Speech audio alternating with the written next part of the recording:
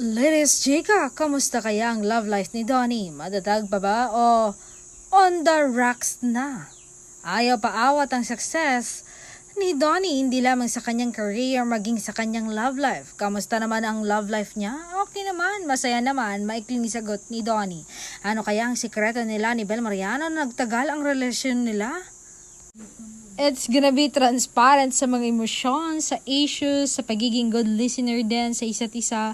Pahayag ni Donnie, may plano na ba silang mag-settle down ni Belle? Wala pa naman, we enjoy each other's company. Matipid na sagot ni Donnie.